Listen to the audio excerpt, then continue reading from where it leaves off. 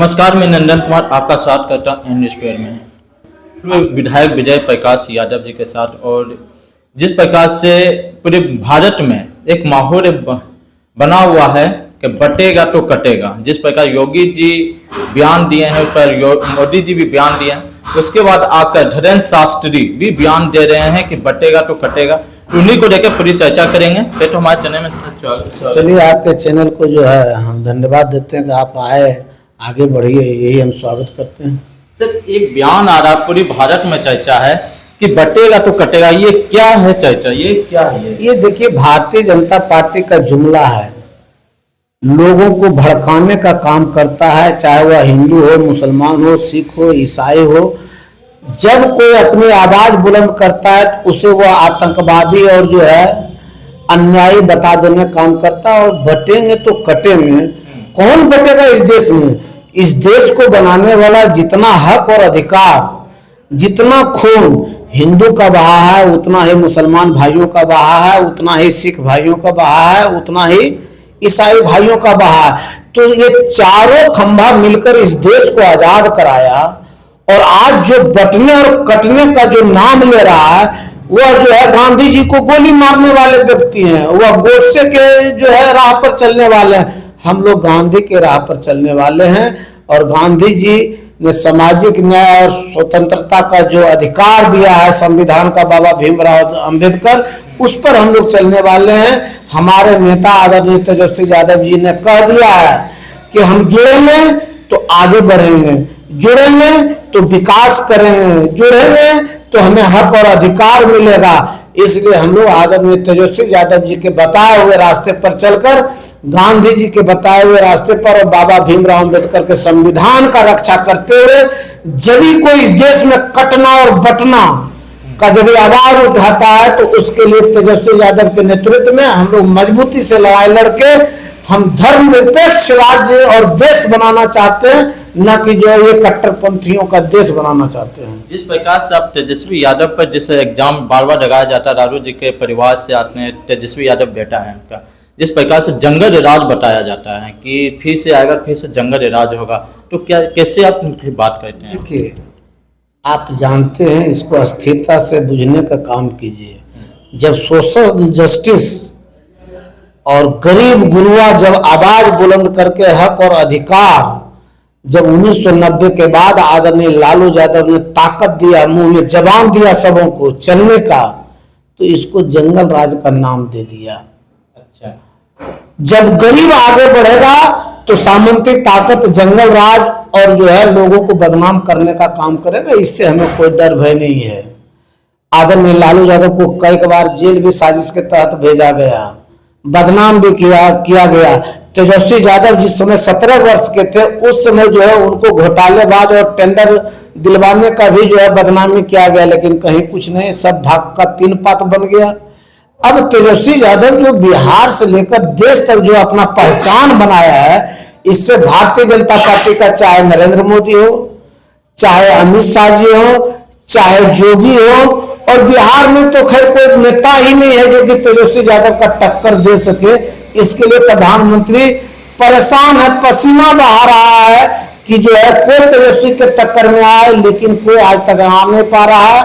हम लोग मजबूती के साथ 2025 में चुनाव लड़ा जाएगा, और तेजस्वी यादव जी ने जो सपना और जो वादा करने का काम किया है नौकरी देने का, उसको साकार करेंगे। 17 महीना के अंदर में 5 लाख लोगों को नौकरी देने का काम तेजस्वी यादव किया है। और वही मुख्यमंत्री कहा करते थे कि कहां से पैसा लाएगा, बाप घर से पैसा लाएगा, होटवार जेल से बाप से पैसा मांग के लाएगा और नौकरी देगा। और तेजस्वी यादव का हिम्मत और ताकत देखिए, उसी के साथ जब 17 महीना के लिए गठबंधन हुआ तो उसी के हाथों से जो है प्रेशर देकर 5.5 लाख लोगों को नौकरी देने का काम किया है। जवाब नीतीश कुमार को बोलने का या भारतीय जनता पार्टी का बताइए कि 17 महीना से जब हम लोग हटे हैं सत्ता से, उसके बाद क्या आदमी को नौकरी दे पाया है? अभी तक नीतीश कुमार एक को आदमी को नहीं दे पाया है। अभी तो आया दरोगा का वैकेंसी आया, उसमें भी दिया नहीं। अरे वह तो बीपीएससी का जो है हर साल का नियम है, उसको आप कैसे जोड़ दीजिएगा? जो बीपीएससी से जो कानूनी तौर पर जो नियम बना हुआ है कि बीपीएससी का एग्जाम दरोगा का होगा, डीएसपी का होगा, सिविल एसडीओ का, उसको आप कैसे जोड़ दीजिएगा? जोड़ना है कि जो चीज बंद है मेरा 10 लाख नौकरी जो कि कर्मचारियों का बंद था, उसको जो चालू किया गया, इसको नहीं आप जोड़ने का काम कीजिएगा। बीपीएससी का एग्जाम तो हर साल नियम है बंधा हुआ कि इतना दिन में बीपीएससी का एग्जाम होगा, लेकिन टीचर का क्या? बीपीएससी का एग्जाम जब जयप्रकाश नारायण यादव जी शिक्षा मंत्री थे और 25,000 की बहाली की थी, उसके बाद कभी किसी में हिम्मत, नीतीश कुमार में हिम्मत हुआ कि बीपीएससी के माध्यम से टीचर की बहाली की जाए, शिक्षकों की बहाली की जाए? फिर तेजस्वी यादव आया, तभी जो है शिक्षक की बहाली बीपीएससी के माध्यम से किया गया। इसको कहा जाता है काम। अच्छा, ये प्रशांत किशोर एक जन स्वराज का है, तो प्रशांत किशोर पर ये नोमी फेरेर ये क्या करेगा? प्रशांत किशोर, आपको एक चीज मालूम है न कि जो आदमी ऐड देता है वो कंपनी का मालिक नहीं होता है। अच्छा, वो ऐड देने वाला आदमी है, वो प्रचार प्रसार करने वाला आदमी है, वो जनता का मालिक कैसे हो जाएगा? आप तो फील्ड में उठ रहा है। क्या फील्ड में उतरा है? वो तेजस्वी यादव को कहता है नौवीं फेल है, उसको मालूम है कि तेजस्वी यादव 9वीं पास है और क्रिकेट खेलते थे।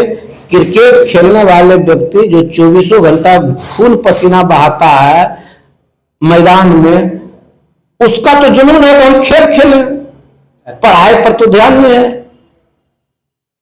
और अभी जो प्रशांत किशोर सबको टिकट दिया है, सबको जो है 9वीं फेल और 10वीं फेल वाले को तो काहे में वो एमए बीए और डॉक्टर आईएएस आईपीएस को टिकट देने का काम किया?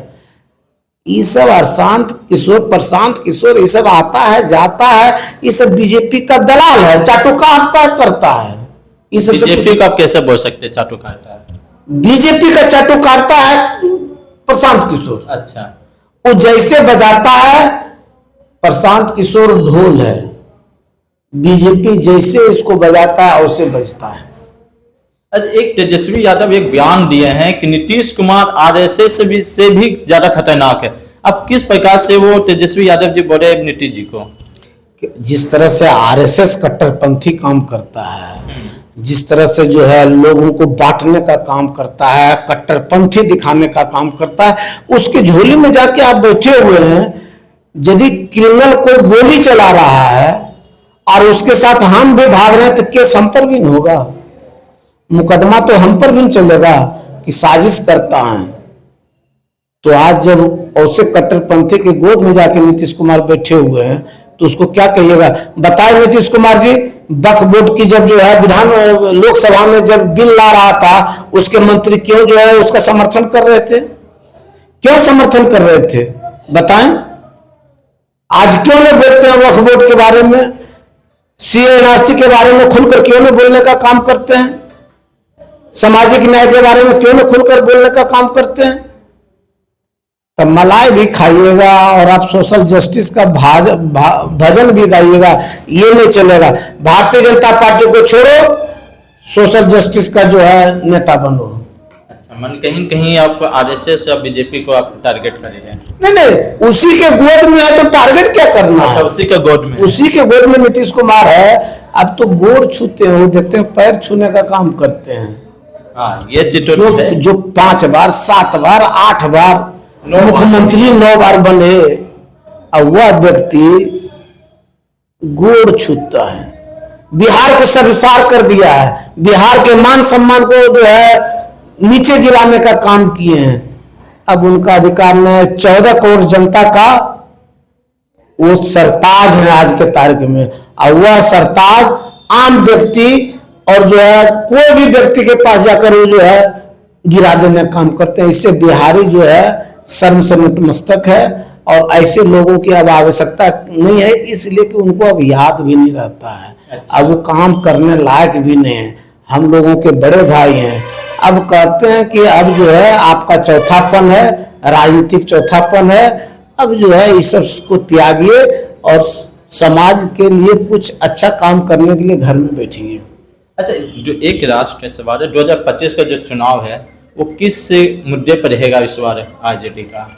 हमेशा 24 घंटा हमारे नेता तेजस्वी जी बोल रहे हैं कि जो है पढ़ाई लिखाई सुनवाई कार्रवाई स्वास्थ्य व्यवस्था सुदृढ़ भ्रष्टाचार से मुक्त ये करने का काम करेंगे, अमन चैन इसकी यह सब लेकर जो है हमारा मुद्दा रहेगा। यानी कहीं न कहीं आपको 2025 में शिक्षा को लेकर युवा को लेकर पूरी रहेगा, है ना। चल, और इसी तरह से हमारी खबरों को देखने के सब्सक्राइब के शेयर के